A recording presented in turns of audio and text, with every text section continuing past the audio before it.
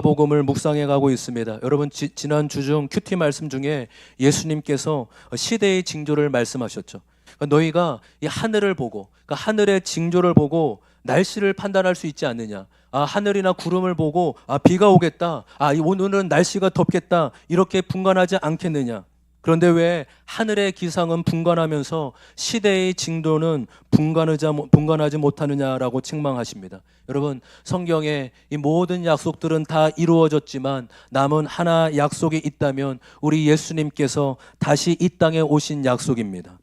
여러분, 이 세상은 점점 마지막 때를 향해 가고 있고 성경의 예언대로 세상의 많은 징조, 기근, 테러, 전쟁, 수많은 어려움들과 환난들이 주님이 오실 날이 멀지 않았음을 우리에게 보여주고 있는 것입니다. 여러분, 그때와 시기는 저와 여러분이 알 수 없어요. 그 누구도 알 수 없습니다. 그러나 우리가 알 수 있는 것은 더욱 예수 그리스도 안에서 뿌리를 내리고 주님과 함께 살아가는 것만이 진정한 소망임을 믿습니다.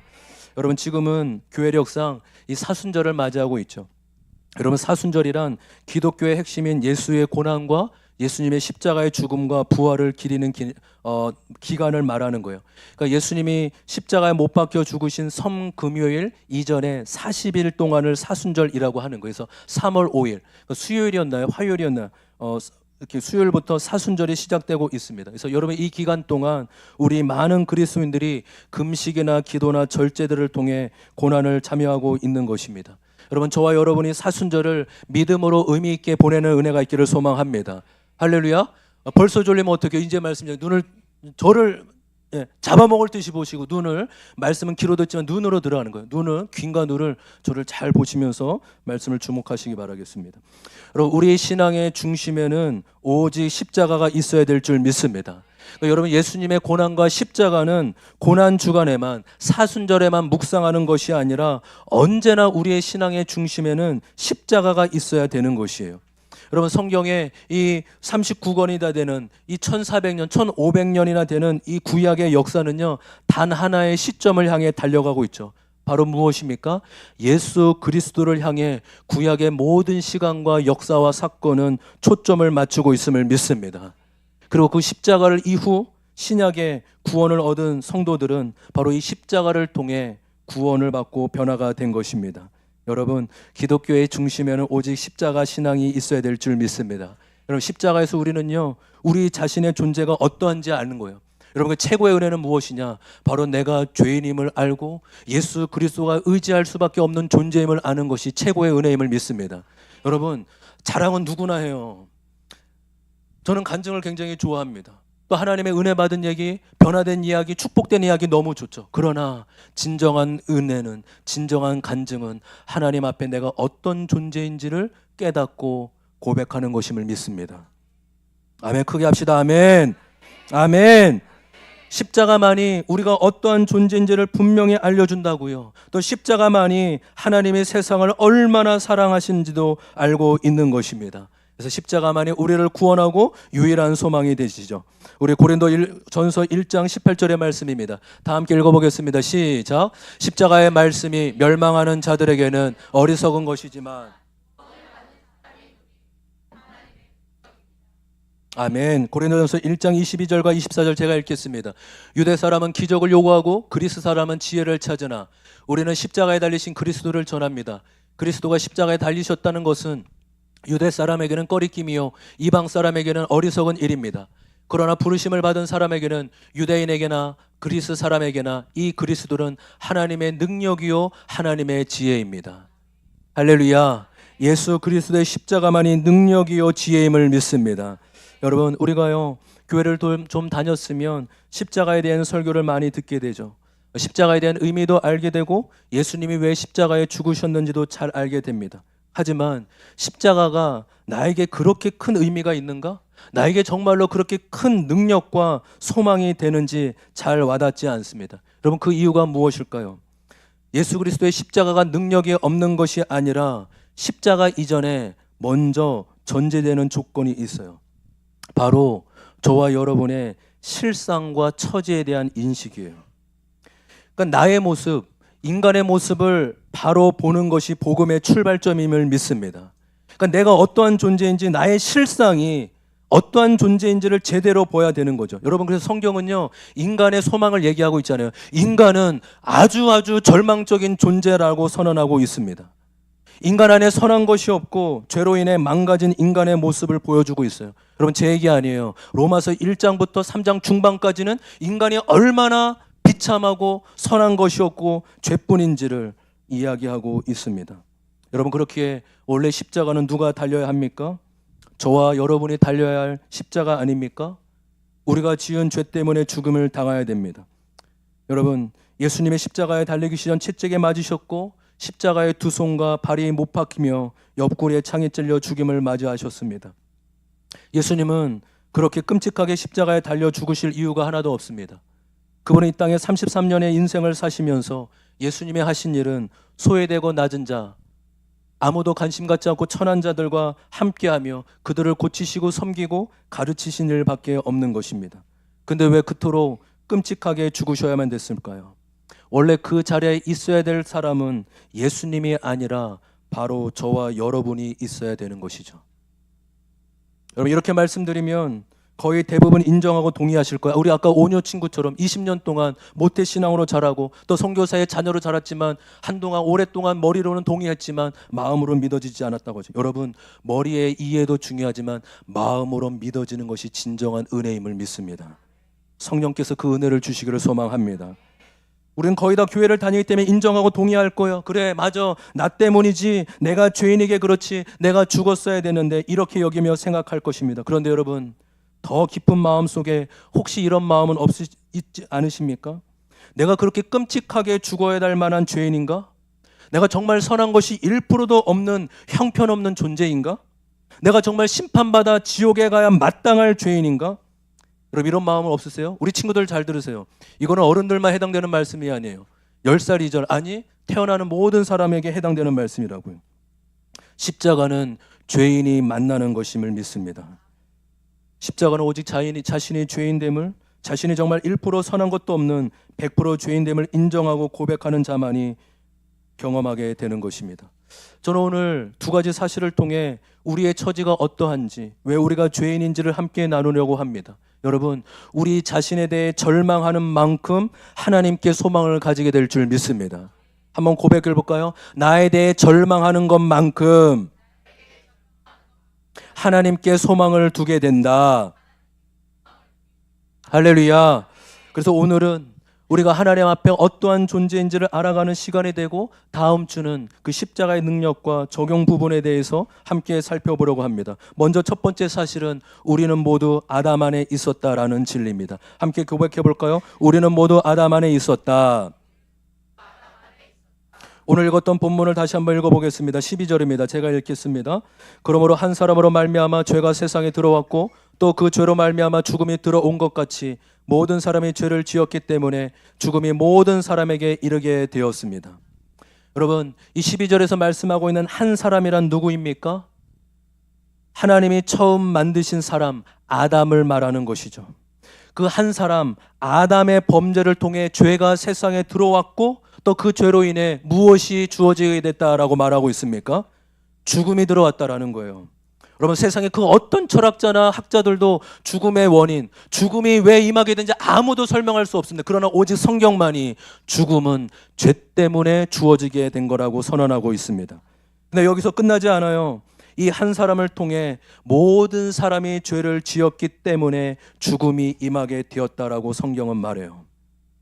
여러분, 성경 안에는요, 대전제하는 사실이 있어요. 다시 한번요, 뭐라고요?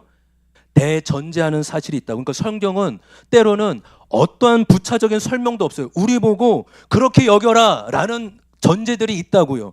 그 중에 하나가 오늘 이 말씀이에요. 오늘 이 말씀은 모든 사람이 아담 안에 있었다라는 거예요. 여러분, 이건 논리가 아니에요. 설명이 아니라고. 뭐라고요? 여기라는 거예요. 대전제라고요. 아멘?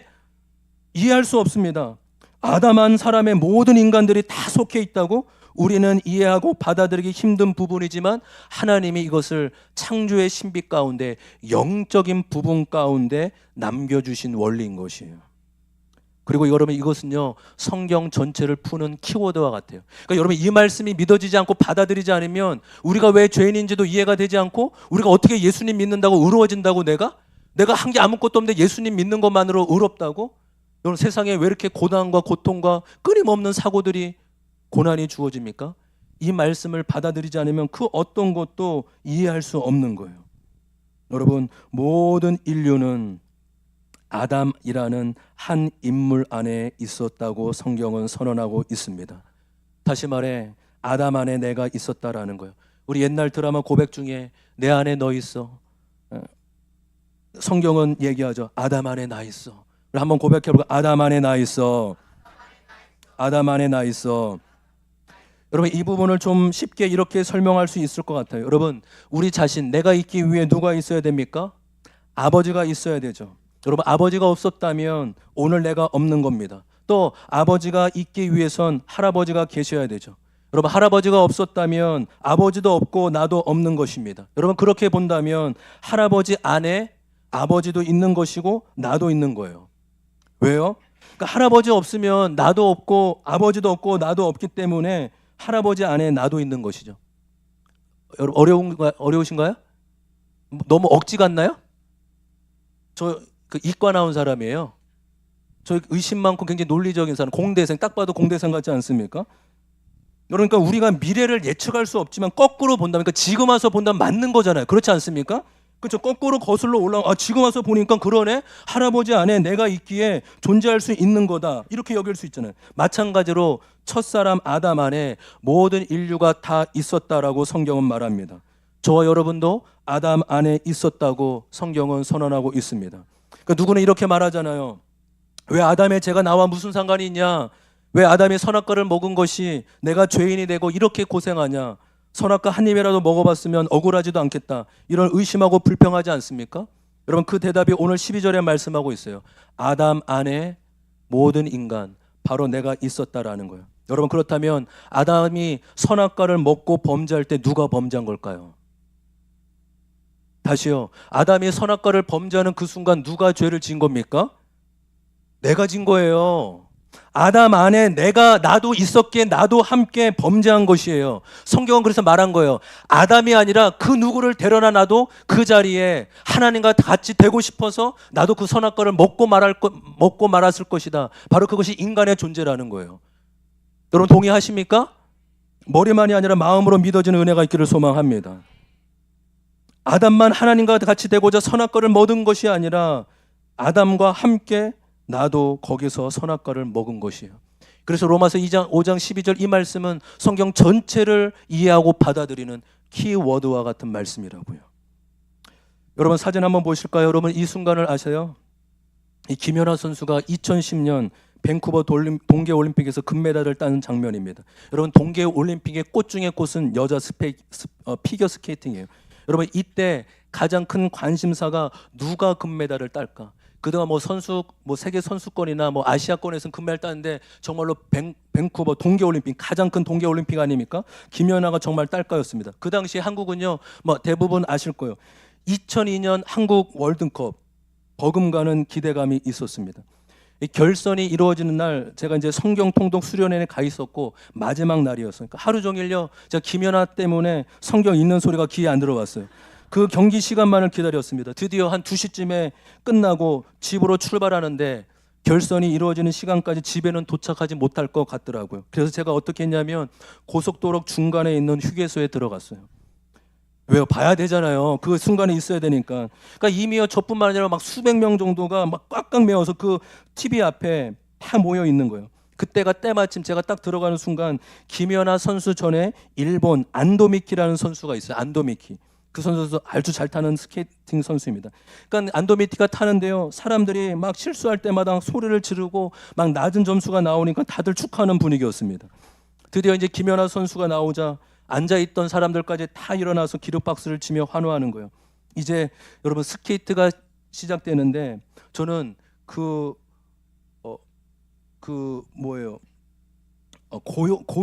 숨죽여 본다는 말, 숨죽여 본다. 이거는 저는 그때 알았어요. 수백 명 있는데 숨소리도 안 들려요. 숨소리도. 왜요? 너무 긴장이 되니까.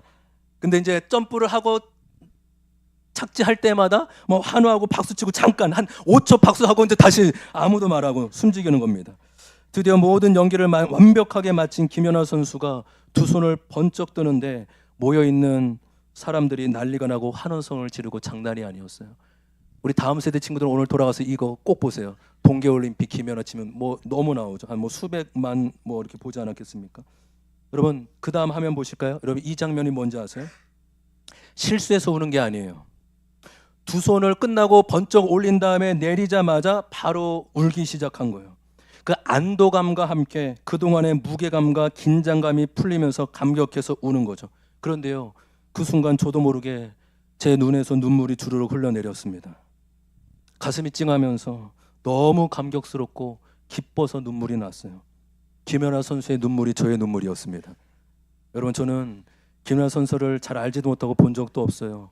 마찬가지로 우리 김연아 선수도 뭐 저의 존재 자체를 알겠습니까? 모르죠. 그런데 왜 저는 김연아 선수를 그토록 열렬히 응원하며 지켜봤을까요? 왜 김연아 선수가 흘린 눈물에 저도 눈물이 났을까요? 김연아 선수는 우리나라를 대표하는 선수이기 때문이에요. 아무 상관없는 것처럼 느껴지면 아니에요. 김연아 선수가 이긴 게 대한민국이 이긴 것이고 또한 대한민국 국민이 이긴 거나 다름없는 것입니다. 제가 이긴 거라고요. 그러니까 일본 선수가 실수하고 점수 안 나오면 막 좋아하고 김연아 선수가 금메달을 따니 환호하고 기뻐한 거 아니겠습니까? 김연아 선수는 우리나라 사람들을 대표한 것이죠. 여러분, 아담은 모든 인류, 과거, 현재, 미래에 태어나는 모든 인류를 대표하는 한 사람입니다. 아담은 한 사람이지만 또한 모든 인류의 대표자로서 하나님과 언약을 맺은 거예요. 그렇게 아담 안에 내가 있고 아담이 한 것이 바로 내가 한 것이죠. 20세기 최고의 설교자인 마틴 로이드 존스 목사는 이렇게 말했어요. 하나님은 언제나 머리와 대표자를 통해 인류를 다루어 오셨다. 성경에 놀랍지 않습니까? 하나님의 역사와 하나님의 원리가 있는데 그것은 머리, 그 대표자를 통해 인류를 다뤄오신다는 거예요. 인류 전체의 이야기는 아담으로 인해 어떤 일이 일어났는가, 그리스도로 인해 어떤 일이 일어났는가, 또 앞으로 어떤 일이 일어날 것인가로 요약할 수 있다는 거예요. 여러분, 하나님은 저와 여러분이 무엇을 했는지 크게 관심이 없어요.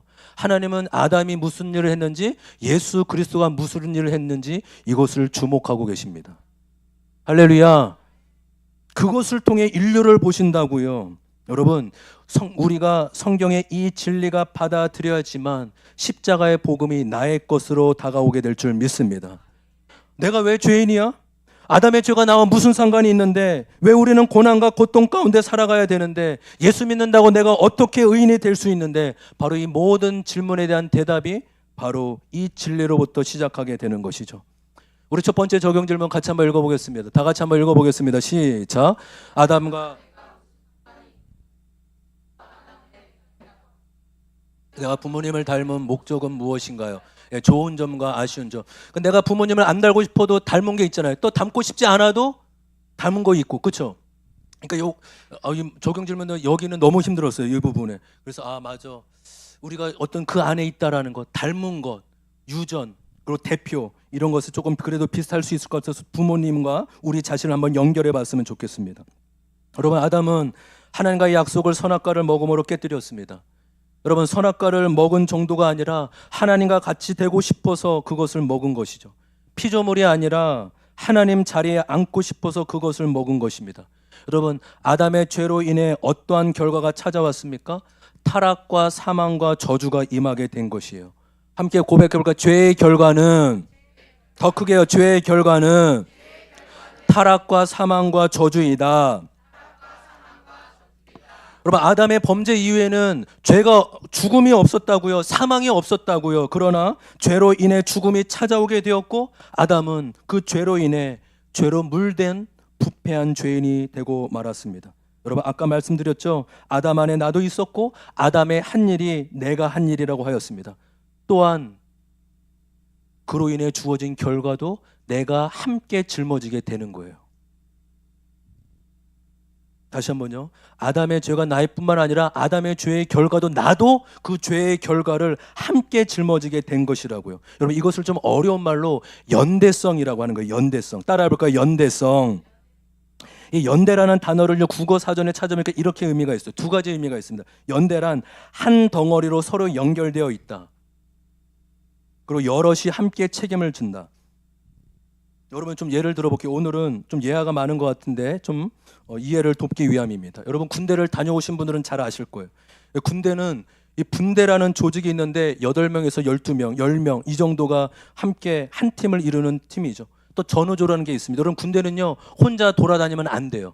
전우조 항상 2명 내지 3명, 4명까지 같이 함께 다녀야 돼요. 왜냐하면 한 명만 다니면 어디서 사고가 일어날지 모르고 또 탈영할지 모르기 때문에 늘 붙어서 다녀야 되는 게 군대입니다. 근데 여러분 군대에서는요 내가 잘못하지 않아도 혼나는 경우가 있어요. 언제인지 아십니까? 분대원 한 사람이 잘못하면 그러는 거예요. 훈련을 나갔는데요 분대원이요 뭐 소총 뚜껑이나 뭐 물뚜껑 이런 거 있죠. 잃어버리면 그 사람만 그 병사만 혼나고 얼차례를 받는 게 아니라 분대원 전체가 얼차례라는 걸 받는 거예요.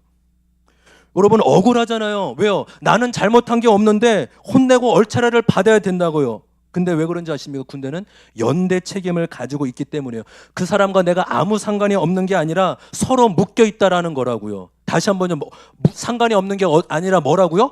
묶여 있다고요. 그 사람의 잘못이 내 잘못이라 이게 군대가 분명히 말해주는 공동 운명인 것입니다. 여러분 아담의 죄로 인해 주어진 결과 사망과 저주와 부패는 아담만이 아니라 우리 모두도 똑같이 짊어지게 되어 있습니다. 한 사람도 예외가 없어요. 여러분 신사임당 이순신 저는 부처를 존중하고 존경하지만 부처를 믿고 싶은 사람이 부처를 믿고 싶은 마음은 전혀 없어요. 왜요? 부처도 한 인간으로 죄인으로 태어났기 때문입니다. 할렐루야. 부처, 공자 또 누구 있으면 굉장히 위대한 성자들 많잖아요. 마다 테레사 나 그분들을 굉장히 다들 존경하고 존중한다. 그러나 그분들을 믿고 싶은 마음은 없어요. 그들도 똑같은 우리와 똑같은 죄인으로 태어난 죄인인 뿐인 것이죠. 아멘. 시편의 51편 4절 5절은 이렇게 고백하고 있습니다. 시편 51편 4절 5절 같이 함께 읽습니다. 시작. 주님께만 오직 주님께만 나의 죄를 지었습니다.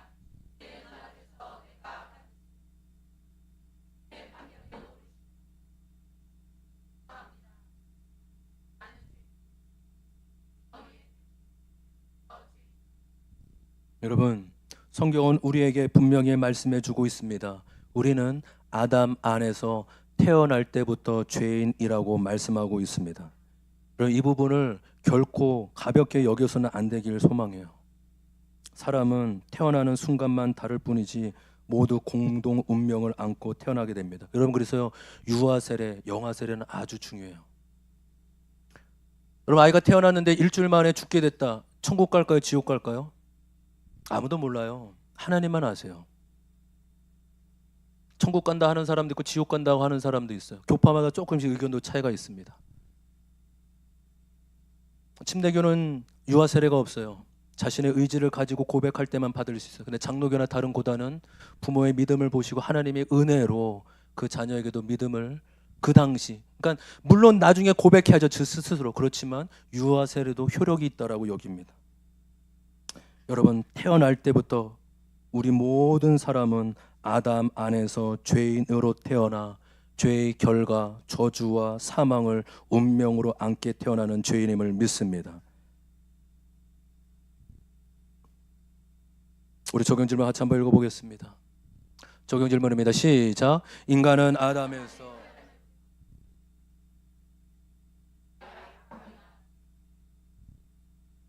여러분 어떠세요? 어른들만이 아니라고요. 우리 친구들 똑같아요. 저는 복음학교를 우리 선빈이가 12살인가 11살 때 보냈어요. 그리고 20살 되자마자 제일 먼저 보낼 거예요.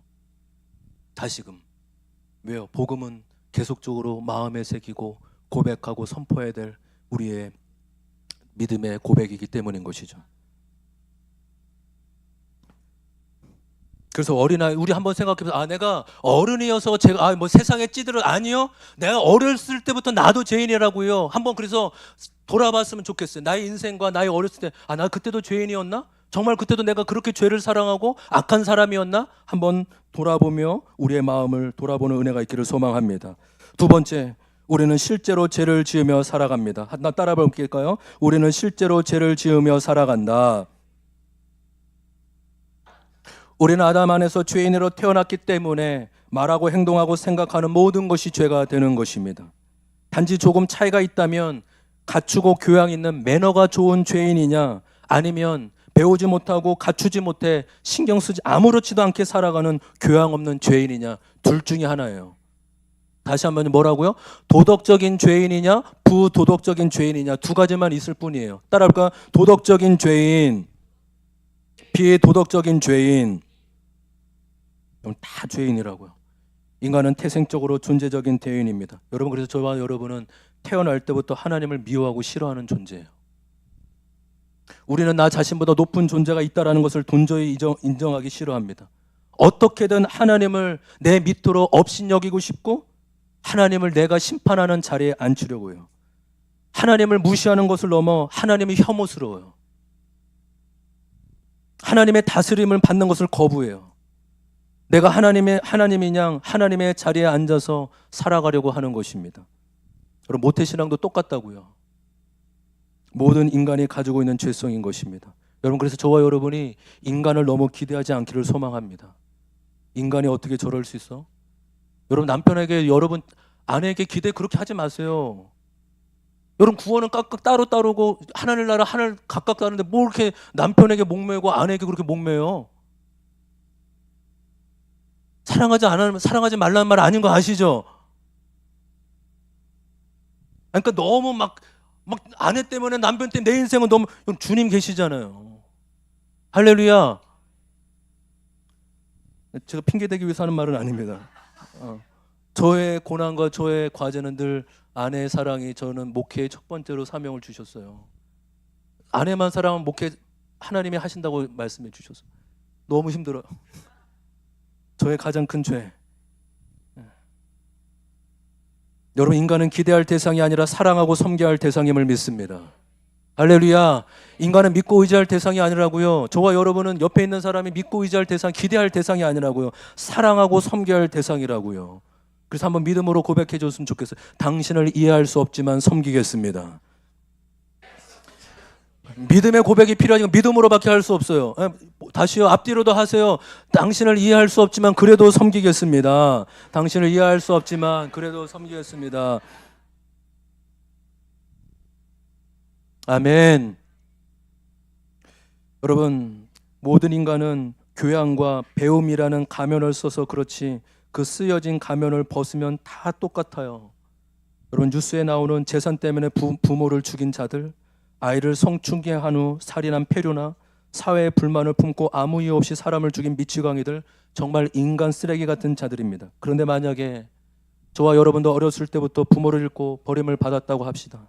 학교를 다니지 못하고 늘 돈이 없어 사람들에게 매를 맞고 평생도록 자랐다고 합시다. 만약 그 같은 상황에 저와 여러분이 놓인다면 여러분들은 어떤 행동을 했을 것 같습니까? 여러분, 우리도 그들을 욕할 수 없어요. 왜냐하면 우리도 또한 그들과 동일한 죄성을 가진 자들이기 때문입니다.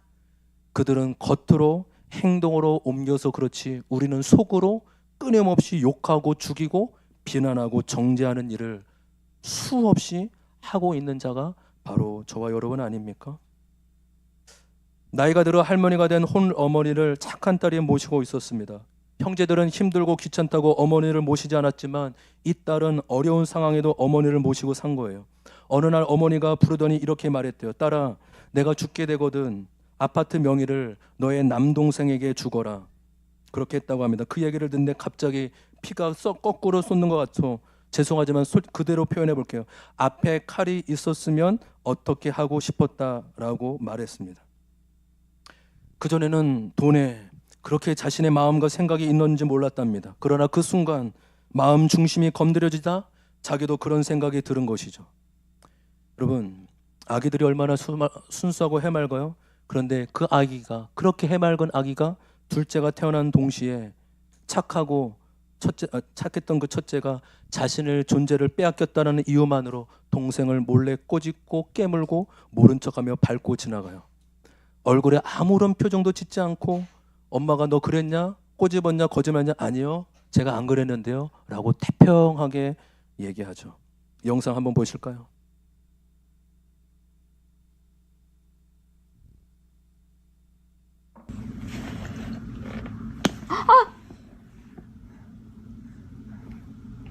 아니야. 강민이 그렇게 때리면 안 돼. 야!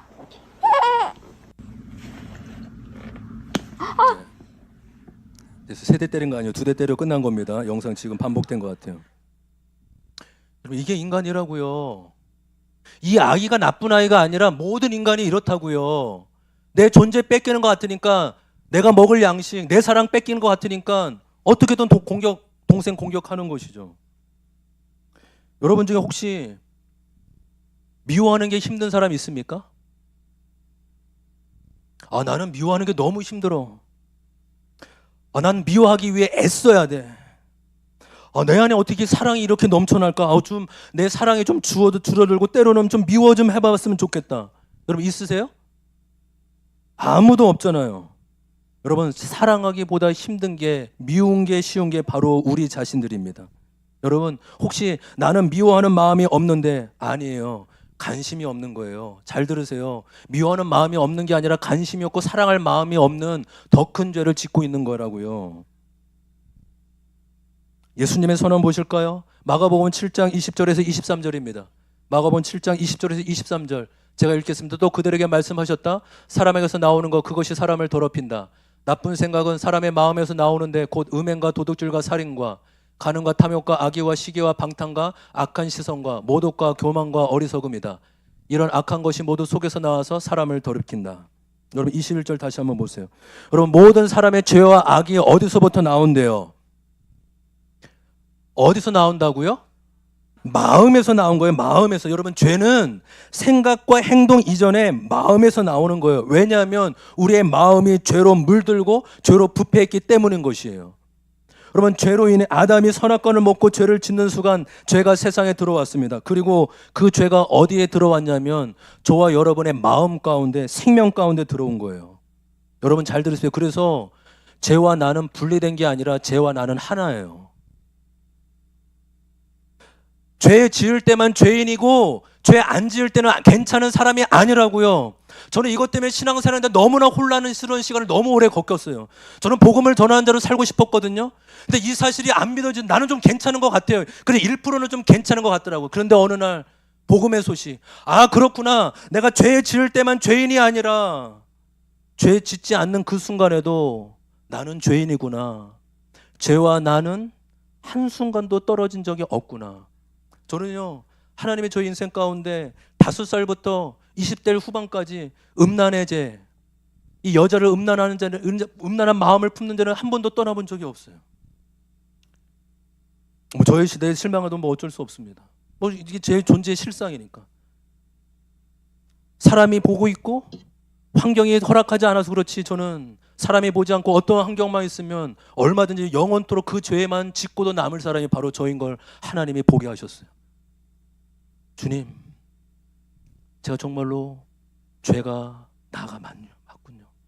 죄 지을 때만 죄인이 아니라 죄와 나는 분리된 적이 없군요. 여러분, 이 말씀이 믿어져야 다음 주에 예수와 내가 하나라는 말씀이 믿어지게 되는 거예요. 할렐루야. 이것이 원리만이 아니라 실제로 성령께서 말씀을 통해 믿어지는 은혜를 주시기를 소망합니다. 이게요, 정리가 안 되면 신앙생활은 내내 혼란스러운 거예요. 내가 착한 사람 같고 내가 선한 사람 같은데 맞아, 내가 죄 지으면 내가 죄인이지. 이게 늘 사이클이 반복되는 거예요. 그게 아니라고요. 죄는 내 마음 가운데 들어오게 되면서 죄와 나는 하나라고요. 그래서 우리가 아까 간증에서 고백했잖아요. 죄 곧 나 곧 죄. 나는 존재적 죄인입니다. 한번 고백해요. 나는 존재적 죄인입니다. 나는 존재적 죄인입니다. 바로 아담의 죄가 아담 마음 안에 들어와 생명의 죄가 연합되고 하나 된 것처럼 우리 마음 안에 죄가 들어와 나 곧 죄, 죄 곧 나, 존재적인 죄인이 되었다라는 것이요. 저는 인간을 어둡고 비관적으로 말하고 싶지 않습니다. 이것은 인간에 대한 하나님의 평가일 뿐입니다. 우리의 모습이 이렇다라는 것입니다. 자기의 절망을 깨달을 때 비로소 예수님이 우리의 눈앞에, 우리의 마음 안에 분명히 보이고 새겨지게 될 줄 믿습니다. 그래서 진정한 은혜는 내가 죄인을 깨닫는 것이 최고의 은혜예요. 여러분, 그래서 우리가 계속적인 믿음의 고백하잖아요. 그렇죠? 여러분 다 하시는 거예요. 억지로 안 시킵니다. 걱정하지 마십시오. 안 하셔도 돼요. 그런데 우리 한 명 한 명이 하나님 앞에 복음의 증인으로 서는 것입니다. 할렐루야. 아멘. 내가 얼마나 죄인인지. 여러분, 그래서요, 놀라운 소식이 뭔지 아십니까? 죄와 구원은 종이 한 장 차이라고요. 죄가 깨달아지면 구원은 바로 우리 가운데 임하게 될 줄 믿습니다. 할렐루야. 내가 죄인임을 인정하고 정말로 깨닫는 순간 구원은 하나님의 선물로 우리에게 주어지는 거예요. 죄와 구원은 종이 한 장 차이일 뿐인 것입니다. 그래서 여러분, 성경은 분명히 말하고 있습니다. 인간에게는 소망이 없고 오직 하나님께만 소망이 있다라고 말해주고 있습니다. 나에게 소망이 있는 것이 아니라 오직 하나님께만 소망이 있음을 믿습니다. 저와 여러분은 노력하고 수양해서 고쳤을 수 있는 존재가 아니에요. 돌을 닦고 수양하고 노력해야지, 애써야지. 그래서 우리 그렇게 하잖아요. 내가 좀 애쓰겠습니다. 물론 말은 틀린 건 아니에요. 굉장히 맞는 말이죠. 그러나 성경은 말하고 있습니다. 저와 여러분 고쳐서 쓸 존재가 아니라는 거예요. 뭐라고요? 고쳐서 쓸 존재가 아니라고요. 완전히 죄에 망가진 죄인이기 때문인 것입니다. 할렐루야. 나 스스로 의로워질 수 있는 방법이 죽었다 깨나도 없어요. 저는 성철 스님이나 많은 종교 지도자들을 존경해요. 그들을 사단의 앞잡이라고 욕하고 싶은 마음은 없어요. 저는 그러나 그들처럼 한평생 자지 않고 벽에 앉아서 돌을 닦고 수영하고 싶은 마음이 전혀 없습니다. 그래도 저는 여전히 죄인일 걸 저는 알기 때문에.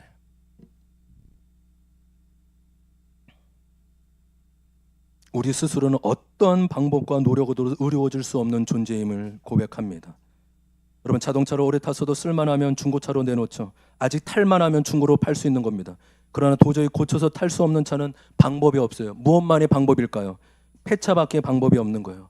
저와 여러분은 고쳐서 쓸 존재가 아니라고요.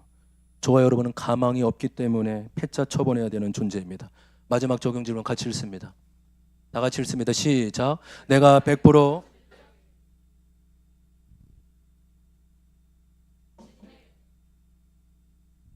여러분, 이것을 진정으로 하나님이 깨닫게 해주시고 경험케 되는 은혜가 있기를 소망합니다.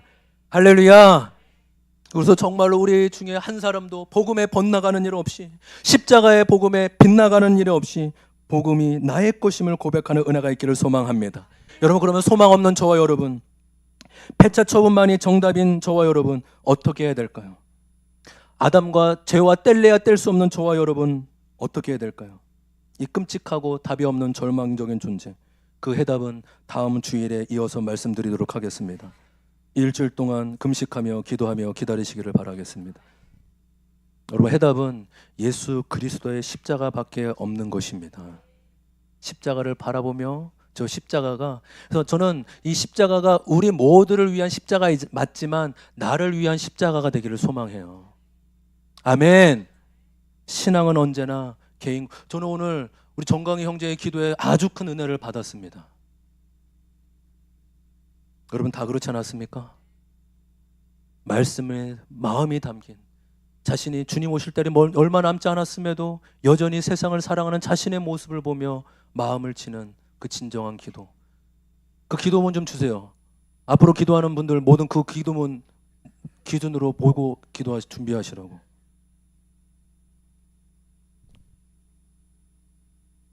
여러분, 오늘은 십자가 이전의 나의 존재를 나눴습니다. 여러분, 이 말씀을 영상을 통해 자주 반복해 들으시고 저와 여러분의 말씀이 되었으면 좋겠어요.